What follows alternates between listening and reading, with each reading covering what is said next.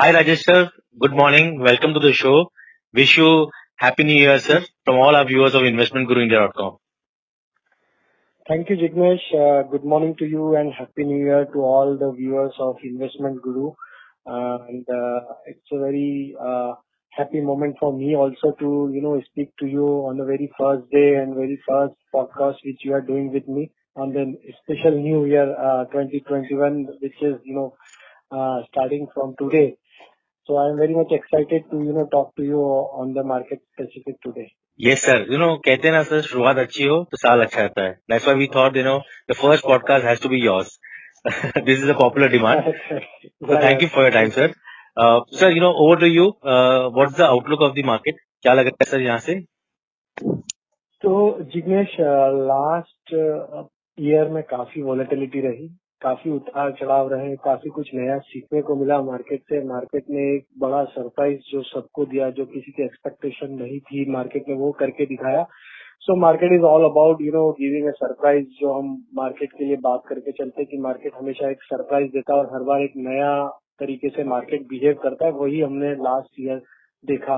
तो 2020 ईयर में हमने 7,500 का लो भी देखा निफ्टी में और 14,000 के ऊपर भी हम मार्केट को ट्रेड करते हुए देखा लास्ट डे, जो कि कल के सेशन में हमने देखा.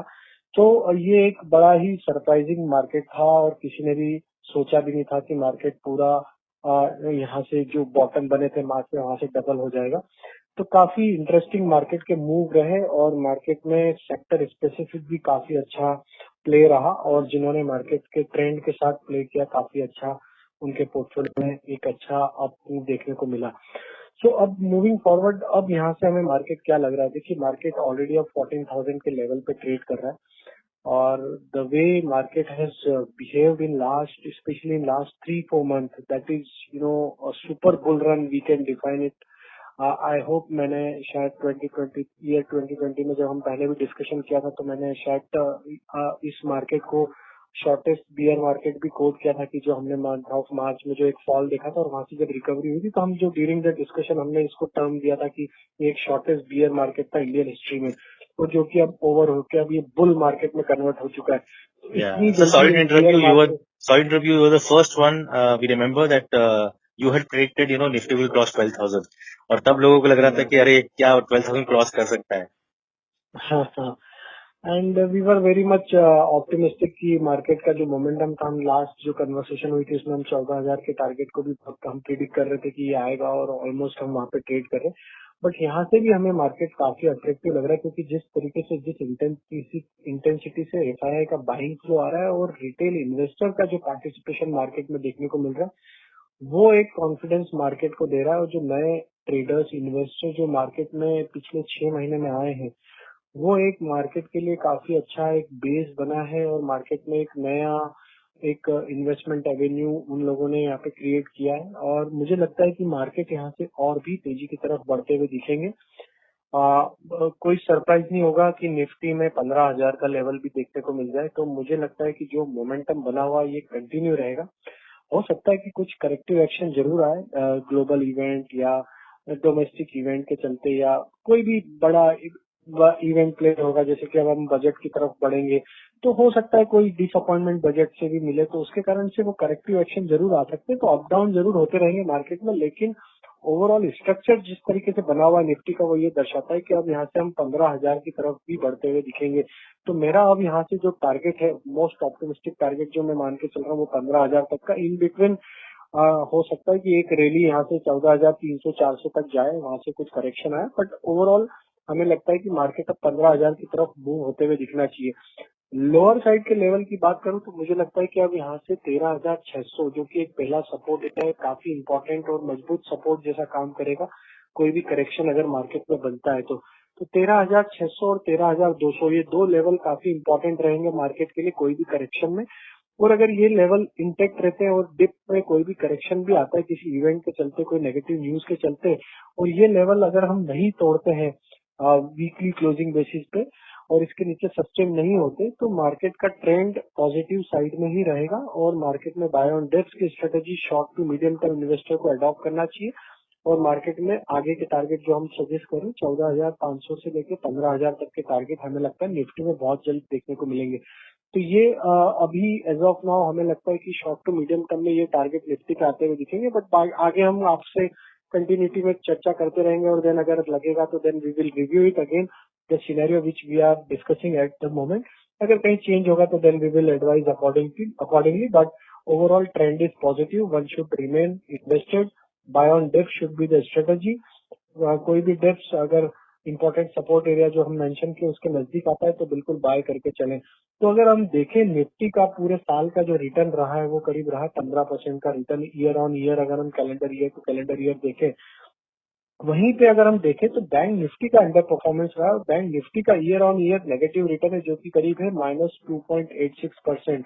और उसमें जो मेजर ड्रैगर जो रहा बैंक निफ्टी में वो रहे पीएसयू बैंक, जो कि ऑलमोस्ट पीएसयू बैंक की इंडेक्स अगर हम देखें तो वो डाउन थी करीब 30% से ईयर ऑन ईयर. वहां पे अगर हम देखें तो प्राइवेट बैंक्स ने जरूर आउट परफॉर्मेंस किया, बट ओवरऑल बैंक निफ्टी में अभी भी under performance year on year basis पे. तो हमें लगता है कि अब यहाँ से बैंक निफ्टी भी काफी अच्छा कर सकती है. 31,200 के आसपास हम क्लोज हुए 31 दिसंबर को.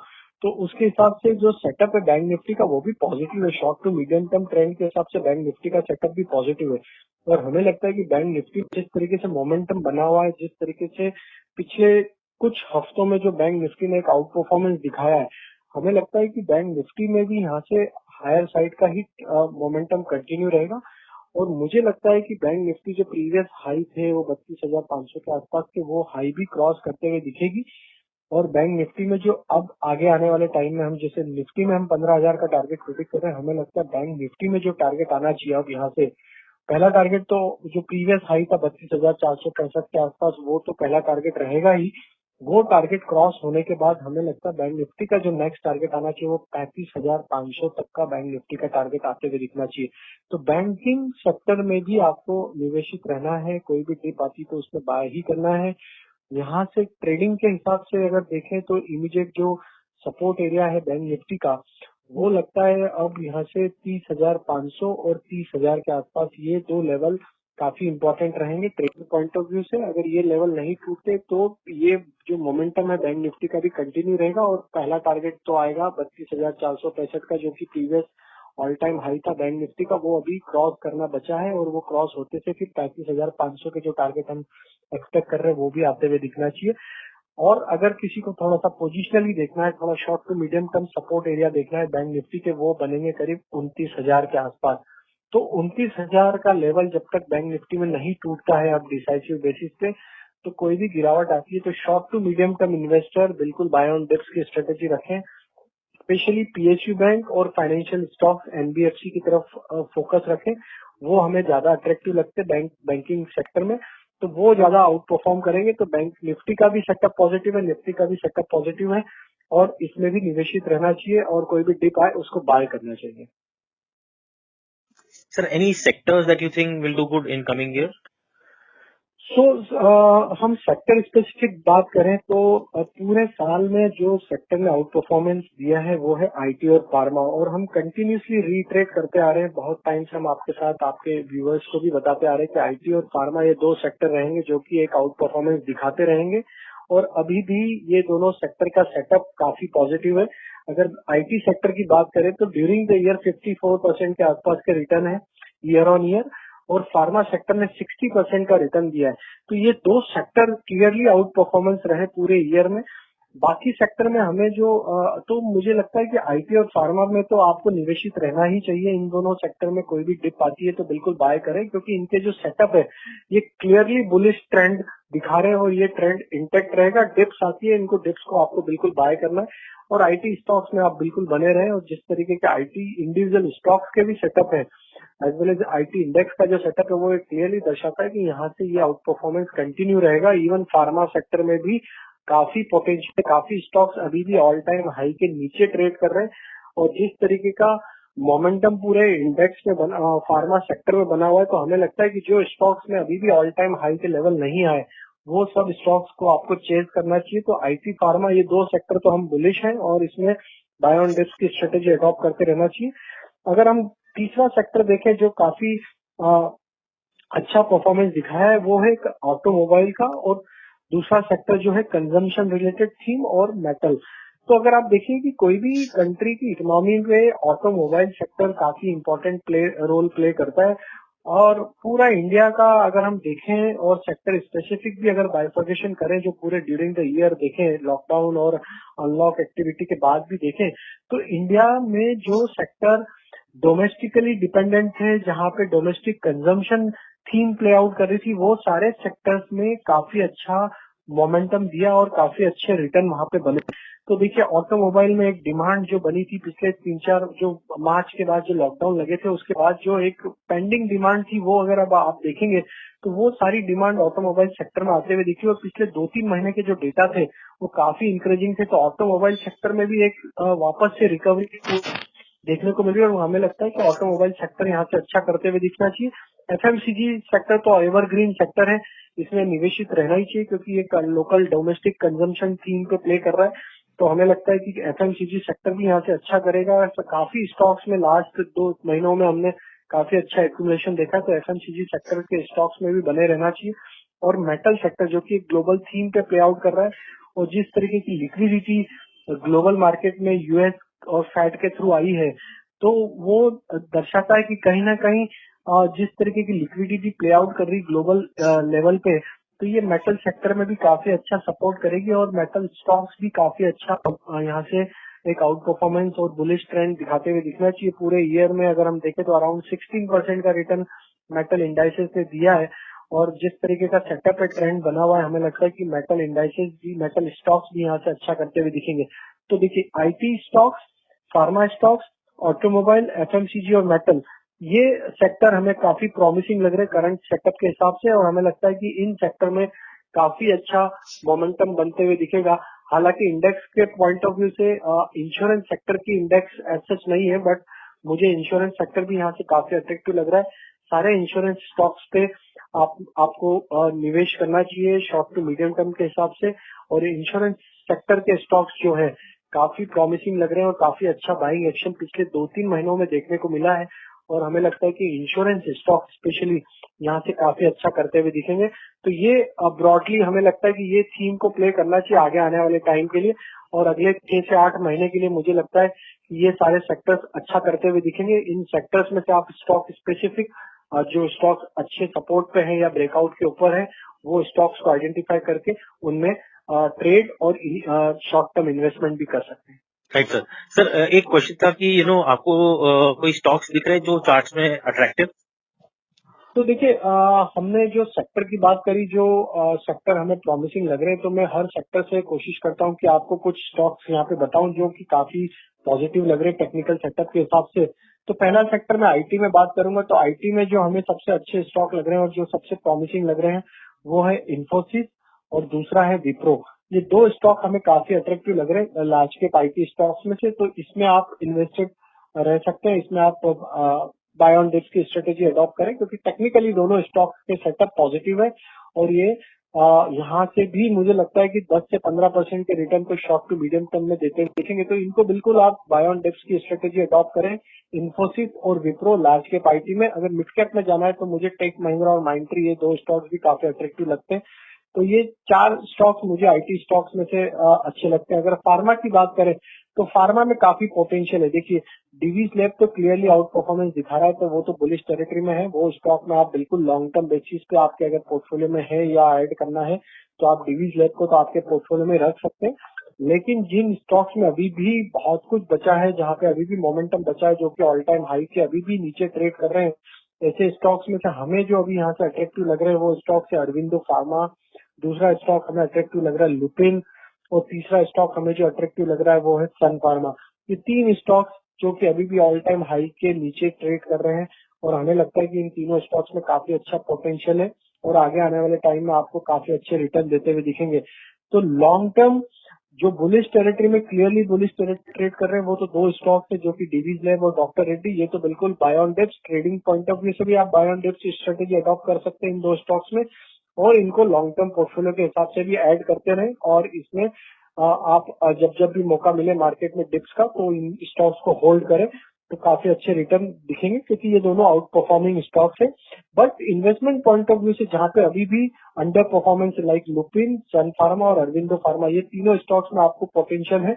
ये स्टॉक्स को भी आप अगर प्रॉपर रणनीति के साथ या प्रॉपर स्ट्रेटेजी के साथ सही सपोर्ट लेवल पे अगर आप कंटिन्यूटी पे बाय और ट्रेड करते रहेंगे तो काफी अच्छे रिटर्न इन स्टॉक्स में भी आते हुए दिखेंगे। तीसरा सेक्टर जो हम बात कर रहे थे ऑटोमोबाइल का, ऑटोमोबाइल में हमें जो स्टॉक्स यहाँ से अट्रैक्टिव लगते हैं, देखिए आउट परफॉर्मेंस जिन स्टॉक्स में और जो क्लियरली बुलिश टेरिटरी में, वो स्टॉक्स तो बिल्कुल आपको होल्ड ही रखना चाहिए। उसमें हमें जो सबसे अट्रैक्टिव लग रहा है वो है बजाज ऑटो का। दूसरा स्टॉक्स जो हमें यहाँ से लग रहा है ऑटोमोबाइल सेक्टर में, अगर हम बात करें ऑटो एंसिलरी की, तो बालाकृष्ण इंडस्ट्री यहाँ से काफी अट्रैक्टिव लग रहा है। और एंसिलरी में बात करें तो हमें एक्साइड इंडस्ट्री, ये तीन स्टॉक्स क्लियरली आउट परफॉर्मेंस दिखा रहे हैं और ये आप इसको बिल्कुल शॉर्ट टू मीडियम टर्म के हिसाब से बाय ऑन डिप्स की स्ट्रेटेजी अडॉप्ट करें और होल्ड रखें। इसके अलावा जो स्टॉक्स में हमें लगता है कि काफी अच्छा पोटेंशियल है, यहाँ से अच्छे रिटर्न बन सकते हैं अगर थोड़ा सा निवेश को थोड़ा लंबे नजरिए से डालेंगे, तो उसमें हमें we like Tata Motor, Maruti as well as Ashok Leyland. These three stocks are also looking very promising from the automobile pack. So जिनको शॉर्ट टू मीडियम टर्म के हिसाब से इन्वेस्टमेंट करना है, ये तीन स्टॉक्स पे आप फोकस करें। हमें लगता है शॉर्ट टू मीडियम टर्म में ये तीनों स्टॉक्स भी काफी अच्छा करते हुए दिखेंगे। काफी अच्छी एक्यूमुलेशन एक्टिविटी पिछले दिनों में देखिए, तो ये तीनों स्टॉक्स परफॉर्म करते हुए दिखेंगे। मेटल पैक में we clearly like Tata steel and second one is JSW Steel. These two stocks are clearly winning stocks from the metal space, and you can buy on dip strategy you can adopt in metal space. FMCG pack की हमने बात करी, FMCG पैक में we like Dabur and second one is Tata Consumer, third one is Asian Paint and Berger Paint. So ये paint में से आप you can select like Asian Paint और Berger Paint, both stocks are looking very promising. So ये stocks हमें काफी promising लग रहे हैं एफएमसीजी स्टॉक से, Dabur, Tata Consumer, Berger Paint और Asian Paint, and fourth one is Hindustan Unilever. So one can focus on all this stock for FMCG pack. So ये सारे स्टॉक्स मुझे लगता है डिफरेंट डिफरेंट सेक्टर से काफी प्रॉमिसिंग है। बैंकिंग एंड फाइनेंशियल की हमने बात करी, तो बैंकिंग एंड फाइनेंशियल में I will go with the private bank specially. First one is HDFC bank, second one is ICICI bank, and third one is I like RBL bank. RBL bank में अभी भी under performance है, यहाँ से हमें लगता है काफी अच्छा पोटेंशियल है और ये स्टॉक यहाँ से काफी अच्छा करते हुए दिखेगा। तो एचडीएफसी तो क्लियरली बुलिश है, आईसीआईसीआई बैंक भी क्लियरली बुलिश टेरिटरी में। ये दो स्टॉक्स तो आप बिल्कुल ट्रेडिंग पॉइंट ऑफ व्यू से as well as investment point of view से भी पोर्टफोलियो में भी रख सकते हैं, trading portfolio as well as investment portfolio में। बट आरबीएल बैंक को you can focus as well as Bandhan Bank. These two banks are looking also very promising from the current juncture. Insurance sector की हमने बात करी, insurance sector में we like HDFC life, second one is SBI life. ये दो stocks को आप अपने फोकस में रख सकते हैं और हमें लगता है long term as well as in the short term also both stock can give good return. Even from financial sector we like Bajaj Finance as well as HDFC Limited. So ये स्टॉक्स भी आप शॉर्ट टू मीडियम टर्म के हिसाब से trading as well as for the long term और short to medium term investment के हिसाब से फोकस कर सकते हैं। Right sir. सर इसके अलावा from moving on from equities to commodities, आपका what's your view on gold and silver as a precious commodity? तो देखिए गोल्ड और सिल्वर की अगर हम बात करें तो गोल्ड और सिल्वर के लिए भी काफी वोलेटाइल रहा लास्ट ईयर, और हमने देखा कि गोल्ड में भी काफी बड़े स्विंग पिछले साल में देखने को मिले। और जिस तरीके से गोल्ड का अगर हम सेटअप देखें तो करंटली अभी करीब $1900 के आसपास ट्रेड कर रहा है। अगर हम डॉलर टर्म की बात करें और इंडियन टर्म की बात करें तो करीब 50,200 के आसपास ट्रेड कर रहा है।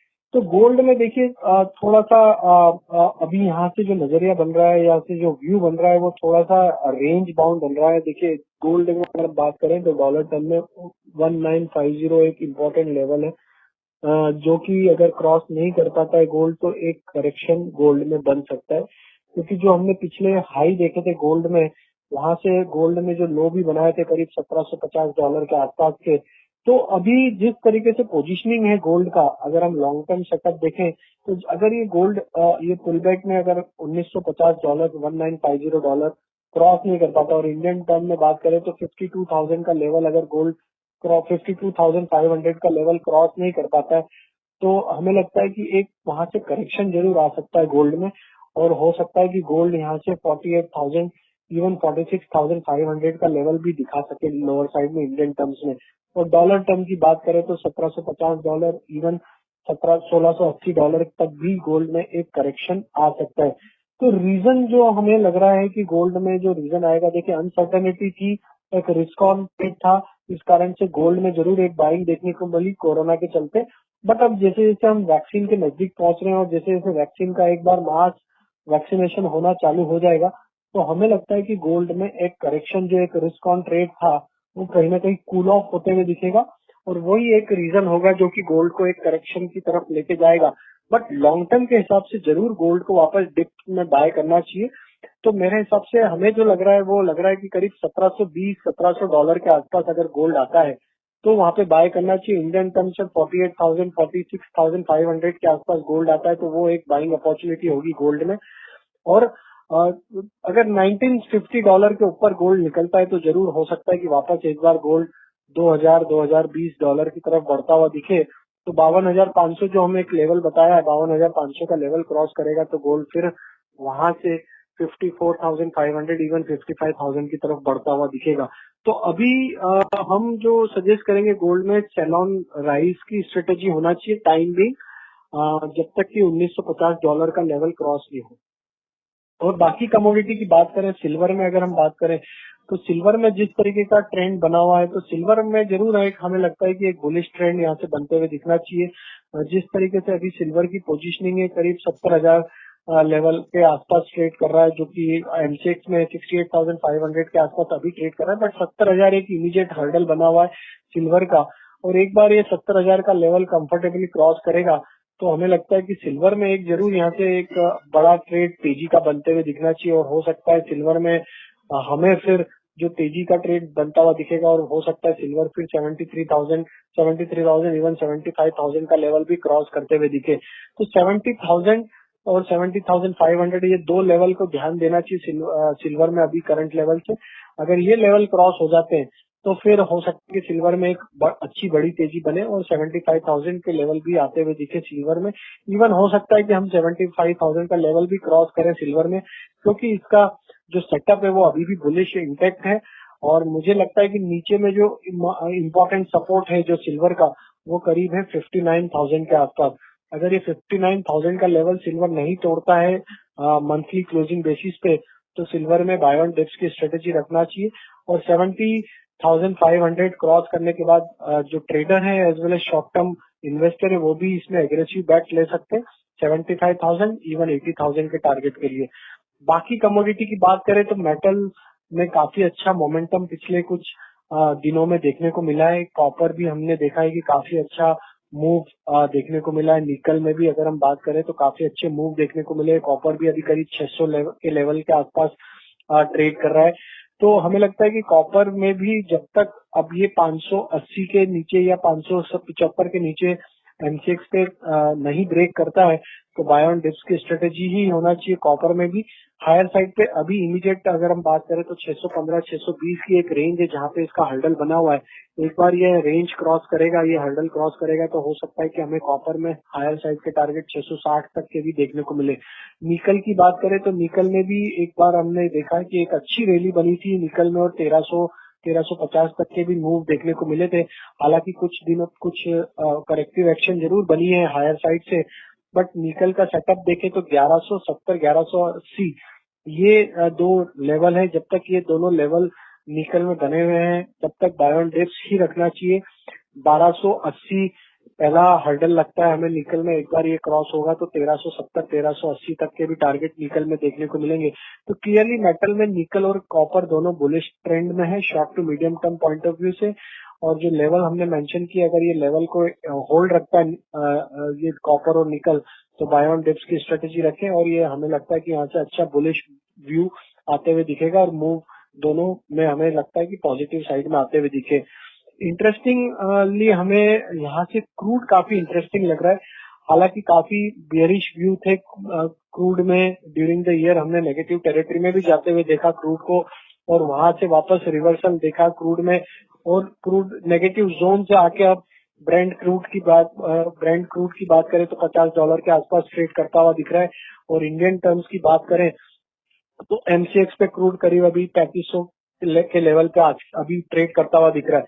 तो जिस तरीके का सेटअप है क्रूड का, हमें लगता है कि यहाँ से क्रूड में भी पॉजिटिव मूव आते हुए दिखना चाहिए, क्योंकि जिस तरीके से पोजीशनिंग है short to medium term chart पे, हमें लगता है कि डॉलर टर्म्स में अगर हम बात करें ब्रेंट क्रूड की या WTI क्रूड की, तो WTI क्रूड में हमें लगता है जो टारगेट आना चाहिए वो करीब आना चाहिए $58 to $62, और ब्रेंट ऑयल में बात करें तो हमें लगता है $65 से $70 तक भी क्रूड एक बार मूव दिखा सकता है। तो क्रूड में जब तक MCX के लेवल की बात करें 3200 का लेवल नहीं टूटता है तो बाय ऑन डिप्स रहेगा। Short to medium term view दे रहा हूँ, ट्रेडिंग तो व्यू चेंज होते हैं डे ऑन डे बेसिस पे, 100-200 पॉइंट का मूव आता रहता है, बट मुझे लगता है कि 3200 का लेवल क्रूड में अब वीकली क्लोजिंग बेसिस पे नहीं टूटेगा, तो हो सकता है हमें MCX क्रूड यहाँ से 4000 और 4200 तक के भी मूव बताता हुआ दिखे। तो 4200 इवन 4500 तक के भी टारगेट हम यहाँ से एक्सपेक्ट कर सकते हैं। तो 3200 और 3000 ये दो लेवल काफी इंपॉर्टेंट है। जब तक हम इसके ऊपर ट्रेड कर रहे हैं तो बाय ऑन डिप्स की स्ट्रेटेजी रखना चाहिए क्रूड में, और हमें लगता है 4200 इवन 4500 तक के टारगेट भी आते हुए दिख सकते हैं। सर इंटरेस्टिंग क्वेश्चन था कि सप्लाई साइड लेकिन काफी बढ़ सकता है eventually, so will that affect crude price? देखिए क्रूड में जो हम रिपोर्ट्स पढ़ रहे हैं या अगर हम देखें ट्रेंड, तो देखिए बहुत कुछ अभी जो ग्लोबल सिनेरियो की बात करें तो एक ग्रीन इकोनॉमी का पुश जो कि बाइडन के एजेंडा में भी था, मैनिफेस्टो में भी था। सो हमें लगता है कि क्रूड ऑयल में जो अभी यूएस में प्रोडक्शन कट होते हुए दिखना चाहिए, जो कि एक क्रूड की डिमांड, इंपोर्ट बढ़ेंगे तो क्रूड की डिमांड वहां से बढ़ेगी। तो हमें लगता है कि सप्लाई साइड का जरूर एक हमेशा कंसर्न रहता है, बट जो टेक्निकली पोजीशनिंग है और जो हमें लगता है कि आगे जो फंडामेंटल डेवलप होते हुए दिख रहे हैं और डिमांड जिस तरीके से वापस बढ़ते हुए दिख रही है, अनलॉक एक्टिविटी की तरफ सारी इकोनॉमी होते हुए दिख रही है, और जिस तरीके से वापस से डिमांड बढ़ती हुई दिख रही है, तो हमें लगता है कि जिस तरीके से जो इक्विटी में प्ले आउट देखने को मिला है ओपन अप के बाद, और एक डिमांड का जो बूस्ट मिलते हुए दिख रहा है, वही फैक्टर क्रूड को भी आगे मूव करता हुआ दिखेगा, और एक पॉजिटिव ट्रेड, एक पॉजिटिव सेंटीमेंट उसी के चलते बनता हुआ दिखेगा। और हमें लगता है कि वही एक फैक्टर होगा जो कि क्रूड में एक पॉजिटिव मूव लाता हुआ दिखेगा आगे आने वाले टाइम में। तो बट टाइम टू टाइम इसको रिव्यू करना चाहिए, क्योंकि बहुत सारे फैक्टर्स होते हैं कंट्रीज के प्रोडक्शन से रिलेटेड भी बहुत सारे कंसर्न होते हैं, कब वो प्रोडक्शन कम ज्यादा करेंगे, वो सब चीजें भी हमें मॉनिटर करते रहना है। बट ओवरऑल सेटअप के हिसाब से technically as well as broadly अगर हम डेटा पॉइंट समझें, फंडामेंटली भी जो इफेक्ट या इम्पैक्ट करेंगे वो ये दिखाते हैं कि क्रूड एक पॉजिटिव साइड में ट्रेड करता हुआ दिखेगा short to medium term. Correct. Sir, finally, you've been a great support to all our investors. But, there are a lot of new investors you mentioned, जो आए हैं last 6 months में, और उन्होंने सिर्फ बुल मार्केट देखी है. Just a word of caution कि what do you think, for them, especially जो नए traders हैं जिन्होंने सिर्फ बुल रन देखा है, what would be your advice to them, sir? सो देखिए मार्केट में जो नए अभी ट्रेडर इन्वेस्टर आए हैं उन्हें बिल्कुल अब यहाँ से मार्केट में जो भी निवेश करना है, शॉर्ट टर्म ट्रेडिंग करना है, तो कॉशियस तो रहना ही चाहिए। बिकॉज क्या होता है कि मार्केट का अभी आपने एक ही फेज देखा है जो कि बुल रन देखा है, और स्ट्रेट फॉरवर्ड जो रैली मिली है मार्केट में वो सुपर बुल रन जैसी थी, और जो भी आपने खरीदा वो आपको अच्छे रिटर्न देके गया। But market can not move in a linear way, market में अप डाउन हमेशा रहेगा, वोलेटिलिटी जरूर प्ले आउट होती है, बहुत सारी न्यूज फ्लो रहती है जो कि मार्केट को इम्पैक्ट देती है। तो कॉशियस अप्रोच होना चाहिए, अपना फाइनेंशियल डिसिप्लिन, अपना ट्रेडिंग स्टॉप लॉस, अपना रिस्क मैनेजमेंट, लिवरेज पोजीशंस को थोड़ा अवॉइड करना चाहिए। ये सारी चीजें जरूर होनी चाहिए, क्योंकि देखिए मार्केट जब भी एक हेल्दी मार्केट बनता है और एक बड़े बुल रन या कोई बियर फेज में भी जाता है तो उसके लिए बहुत सारी साइकिल्स प्ले करती है। तो अभी तो ये कंटिन्यूटी में अगर मार्च के बाद देखें तो इसको सिर्फ मार्च से अभी तक देखें तो एक बुल रन जैसा ही हुआ है, जो मार्च के बाद इस मार्केट में नए इन्वेस्टर या ट्रेडर आए हैं तो उन्हें तो एक वन वे डायरेक्शन का ही मार्केट देखने को मिला है। बट मार्केट में अगर हम पिछले 30 साल का हिस्ट्री देखेंगे तो बहुत सारे फेजेस आए हैं जिसमें मार्केट में बड़े बड़े करेक्शन भी दिए हैं, बट अभी एफआईआई फ्लो इतना स्ट्रांग है कि मार्केट कहीं भी कोई डिप नहीं दे रहा है, और जो डिप दे रहा है वो 1 या 2 दिन में वापस से एब्जॉर्ब हो जा रही है और बाइंग इंटेंसिटी उन सारी डिप्स को एब्जॉर्ब कर रही है। लेकिन जब मार्केट में करेक्शन आते हैं तो वो टाइम करेक्शन भी आते हैं विथ प्राइस करेक्शन। वो एक पेनफुल होता है और जो भी नए इन्वेस्टर ट्रेडर है उन्होंने वो अभी एक्सपीरियंस नहीं किया है, तो वो मार्केट में जरूर होगा। बुल रन हमेशा के लिए नहीं होता, कोई भी मार्केट एक ही डायरेक्शन में कभी भी नहीं चलता है, उसमें करेक्शन जरूर बनते हैं और वो करेक्शन काफी बड़े भी होते हैं, टाइम करेक्शन भी होते हैं, प्राइस करेक्शन भी होते हैं। तो वो करेक्शन को आपको जब भी आएंगे मार्केट में तो वो करेक्शन को आपको डाइजेस्ट करते आना चाहिए। वो करेक्शन को आपको जो उसका जो पेन रहेगा या जो भी करेक्शन में आपके प्राइस या आपके पोर्टफोलियो में जो करेक्शन आएगा उसको आपको मैनेज करते आना चाहिए। तो आपको रिस्क मैनेजमेंट को प्रॉपरली फॉलो करना चाहिए। जहां जहां पे अच्छे रिटर्न आ रहे हैं वहां पे आपको कंटिन्यूस बेसिस पे अपने पोर्टफोलियो में प्रॉफिट बुक करते रहना चाहिए, रोटेशन करना चाहिए। You need to examine what exactly is playing out, what factors are driving the market, what new themes are playing out in the market, कहाँ पे नेगेटिविटी बन सकती है, कहाँ पे पॉजिटिविटी बन सकती है, कौन से सेक्टर में कंसर्न है, कौन से सेक्टर में और यहाँ से ऑप्टिमिज्म बन सकता है। तो वो सारी चीजों को आपको एनालाइज करते रहना चाहिए, टाइम टाइम पे रिव्यू करते रहना चाहिए और जहाँ पे काफी अच्छे रिटर्न बन रहे हैं वहां पे आपको जरूर प्रॉफिट बुक करना चाहिए। और पूरा पोर्शन आपको ट्रेडिंग में नहीं रख के आपको एक इन्वेस्टमेंट के लिए भी पोर्शन रखना चाहिए। तो और आपको उसमें सिस्टमेटिक इन्वेस्टमेंट करते रहना चाहिए। तो सिस्टमेटिक इन्वेस्टमेंट से मतलब मेरा ये होगा कि जैसे आपने हर सेक्टर के टॉप लीडर पांच या 7 सेक्टर आपने अगर आइडेंटिफाई करे तो उसके टॉप लीडिंग स्टॉक्स को आप आइडेंटिफाई करें और उसको जब जब भी डिप मिलती है कंटिन्यूस बेसिस पे एसआईपी के थ्रू डायरेक्ट इक्विटी में भी इन्वेस्ट करें और उसको आप हर अच्छे बड़े सपोर्ट लेवल पे उसको ऐड करते रहें और ये एक लॉन्ग टर्म ये एक्टिविटी को लॉन्ग टर्म बेसिस पे करें। तो वो आपका जो पोर्टफोलियो आप बनाएंगे उसमें काफी अच्छा एवरेज आउट होते रहेगा आपका पोर्टफोलियो। सारी वॉलेटिलिटी में आप नए नए लेवल पे जब भी मार्केट में करेक्शन आएंगे तो वहां पे आप अपने पोर्टफोलियो को काफी अच्छी तरीके से एवरेज आउट कर पाएंगे एंड वो आपको काफी अच्छे रिटर्न देगा जब भी मार्केट इस तरीके से बुल रन में कन्वर्ट होता है। तो अगर आपने एवरेज आउट नहीं किया आपके पोर्टफोलियो को जब जब भी आपको मौका मिला है तो फिर आपके रिटर्न हमेशा कम होंगे। जैसे अगर हम बैंक निफ्टी की बात कर रहे थे तो पूरा ईयर ऑन ईयर अगर किसी ने जनवरी में स्टार्ट किया था बैंक निफ्टी में इन्वेस्ट करना तो अभी भी वो नेगेटिव है, जबकि मार्केट अगर देखे तो निफ्टी डबल हो चुकी है, जो निफ्टी में 15% का रिटर्न मिला। तो ये अगर आपने एवरेज आउट किया है सही लेवल पे वापस जब भी डिप मिली थी और आपने एवरेज आउट किया सिस्टमेटिक तरीके से उसको इन्वेस्ट किया तो आपको रिटर्न मार्केट को आप जो भी इंडेक्स है उसको आप आउट परफॉर्म कर पाएंगे। और रिस्क को जरूर मैनेज करके चलें। मार्केट में वॉलेटिलिटी रहेगी, बहुत सारे फैक्टर हैं जो कि अब आगे आने वाले टाइम में हमें देखने को मिलेंगे। Real challenge we are going to face once whole economy is going to reopen. उसके बाद बहुत सारे फैक्टर्स बहुत सारी नई थीम प्ले आउट होगी मार्केट में। तो वो सब आपको डेली बेसिस पे या टाइम टू टाइम आपको इवेल्युएट करना है और उसके अकॉर्डिंगली आपको आपके इन्वेस्टमेंट को रोटेट करते रहना है। Sir, thank you so much for your time and we wish you a happy new year and we hope that आपका हमें गाइडेंस ऐसे ही मिलते रहेगा. Thank you once again sir for your time. Yeah, thank you Jinesh and happy new year to everyone. Thank you. All the very best. Yeah. Thank you sir. Yeah.